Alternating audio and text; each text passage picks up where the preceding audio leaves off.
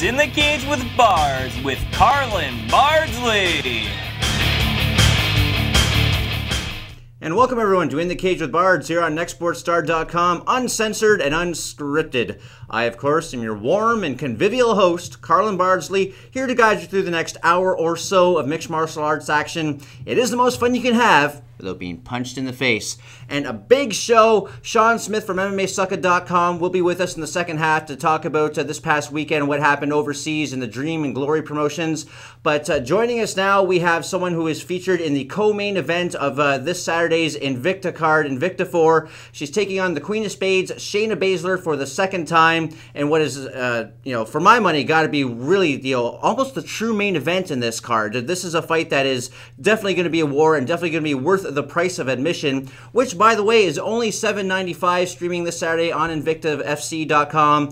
$7.95, or as I like to put it, 1/7 of what it will cost to watch Ronda Rousey's UFC debut. So definitely check that out. Joining us now, the pride of Port Colborne, Ontario, Alexis Davis rejoins the program. How are you doing today, Alexis? I'm good. How are you? I'm doing fantastic. Always a pleasure to talk to you. First things first, how was your holiday break? Pretty quiet. Not a lot going on since we're all training, getting ready for the fight. So, kind of just stayed out in California and, picked up with my family after the fight. All right. So there wasn't a whole lot of turkey dinner or champagne in your recent past, I'm guessing. No. New Year's was pretty quiet too. Kind of just chilled out, watched a movie. Is that ever kind of a letdown when you have to miss out on the normal holidays and stuff because you're that dedicated to your fight camp? Yeah, you know what? I think this is the first time that I've ever really had to, kind of put myself at no eating anything bad type of zone, because the closest I've ever fought towards Christmas was March, so I kind of got to cheat. So. So was it difficult watching other people enjoying the turkey dinner while you've got a bowl full of kale or something like that? It wasn't too bad. My roommate's really good. Like, they eat pretty healthy, so for the most part, they did have pie. I had to kind of. That was your cheat meal, right? Yeah. All right. Well, we would be remiss if we didn't talk about the upcoming rematch with Shayna Baszler. She got the better of you the first time, but you tell me what's going to be different this time around. My conditioning definitely going to be better this time. Like, I'm so set. I'm ready. I've been training ever since I heard about this opportunity. This is something that I've been kind of looking forward to for, while we're supposed to face each other back in July last year, but then I got a call from Strikeforce, so it didn't end up working out. So, what better time than to fight for Invicta now? So. Yeah, so like you say, this fight has been in the works for a while. It's something that both of you seem to want. So was it just a question of the stars finally aligning in this direction? Yeah, I think so. It was, with Invicta being able to kind of put it through. So, everything happens for a reason. And, and now we both get a chance to, see how much we've grown and showcase our skills. And, I've really kind of, I think, improved a lot more over the last couple of years, so I'm excited for this fight. Yeah. And the first fight did see you on your back for a lot of the exchanges, although clearly you're comfortable there being a Brazilian Jiu-Jitsu black belt and a Canadian Grappling Open champion. It's hard to convince judges, it seems, a lot of the time that you can be winning the fight from your back. So is the plan this time more to work from a more dominant position or even keep the fight standing? Yeah, you know what, it's definitely with, and I've come across that in some of my other fights before, but even if because I play a lot of jiu-jitsu game, and, it's not a bad position to be on your back unless there's someone sitting on top of you, but, I definitely want to play more of a dominant strategy for this time around. Mm-hmm. And this is a rematch, but it really doesn't feel like a grudge match at all. I mean, both you and Shane have been pretty complimentary towards each other heading up to this fight.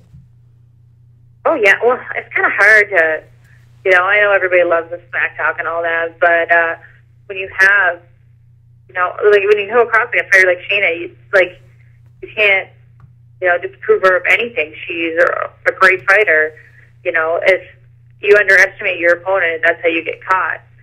You know, it's just going to be who's improved more. And in that case, I think I'm definitely my strong points have improved a lot more. Even my weaknesses have, you know, even though between my last couple of fights, my stand-up game has improved so much.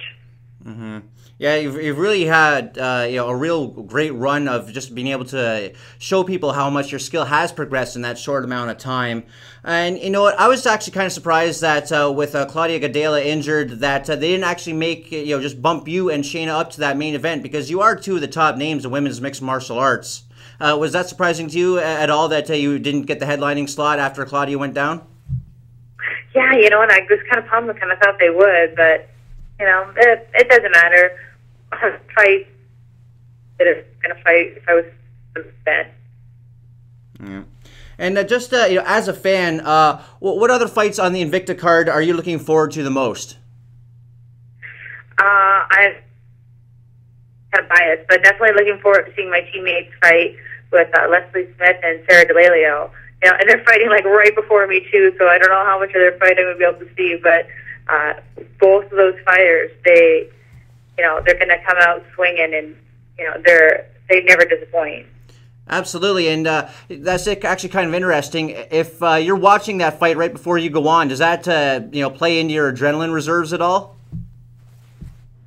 No, I don't think so. I've been doing it long enough that I can be able to stay focused on myself, and you know, I'm the type of fighter that just kind of like chills out and relax, and I don't need to be all jacked up and energized before my fight. I sit there and listen to my music and kind of chill out.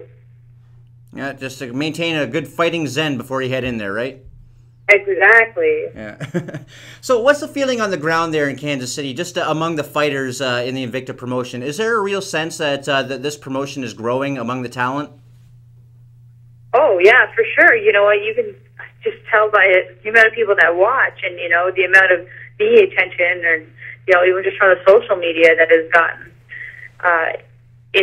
It's great, all the support that, you know, all the fans, they give, and, you know, I get tweets from people and emails from people all the time, and they're pumped for this fight. And, you know, the fact that this is only like the Invicta's fourth show, it's only going to grow. Yeah, it does seem to grow every time out. Is there any added pressure on the fighters this time around to perform, knowing that people have to pay for it this time around as opposed to the other shows? No, I don't think so. I don't think a lot of the fighters are really thinking about that. You know, most of them are pretty good at just, you know, we're just worried about, you know, either making weight or just being able to perform. Yeah, that is definitely job one there. Did you think that Invicta is going to try and make a 135-pound title, or do you think that they would leave that to the UFC and their grand Ronda Rousey experiment? No, you know what? Invicta's their own, and I think they're kind of setting up for the 135 title. And I can definitely see that coming within the next show or two. Yeah, has that been something that's been discussed with you? You know, it's something that I've voiced my interest in, but as when they're going to do it, I'm not sure, or what their game plans. I know they want kind of trying to run like a tournament setting, but it's kind of hard too when I have two other teammates in the same weight class. So, you know, we're going to have to see how it's going to play out. Yeah, well, Ronda Rousey and her upcoming debut is the talk of the women's MMA right now. Were you offered that Ronda Rousey fight? Because you got to think that you were one of the logical choices for an opponent there. No, didn't get offered, but I would definitely not have said no. That's something that I've always voiced that I'd be interested in. It doesn't matter who's at the top, I want to fight them.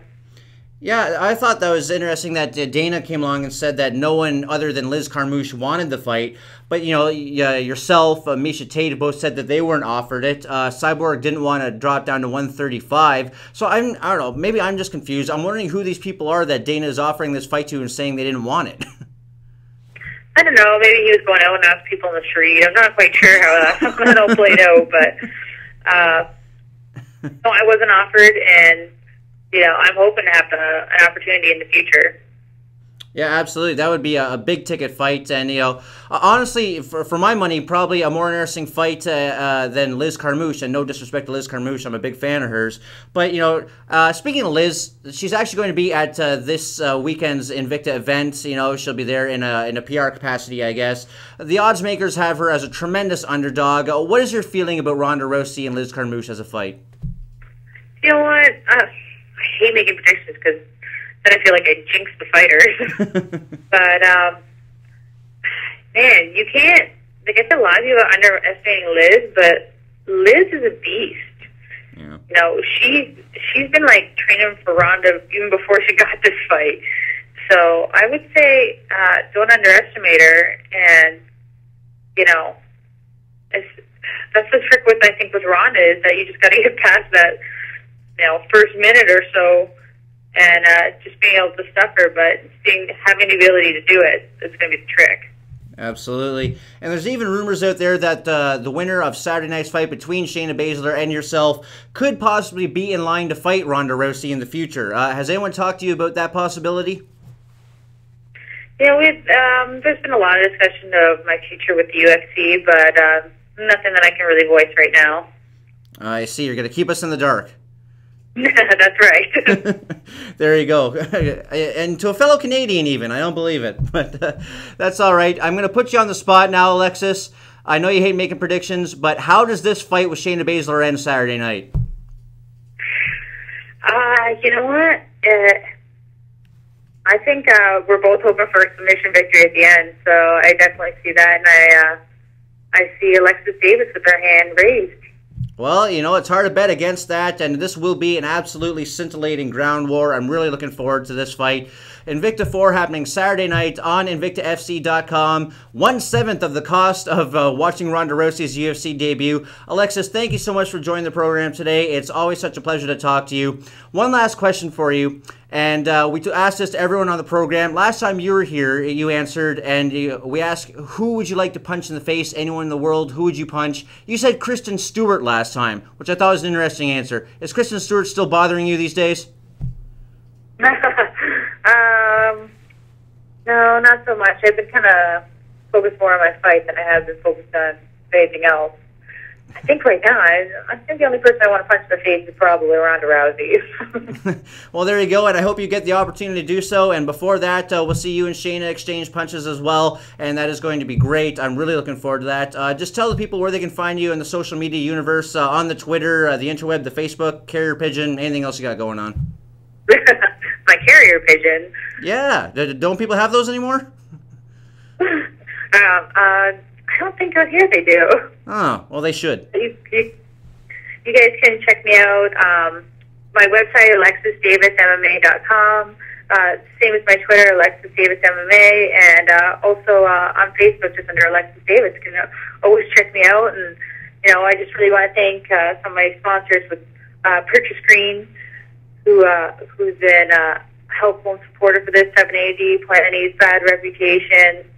My fight teams with CSA and Stephanie Moon and Gracie Fighter, and thanks to Hart Huntington and everybody that shows their support.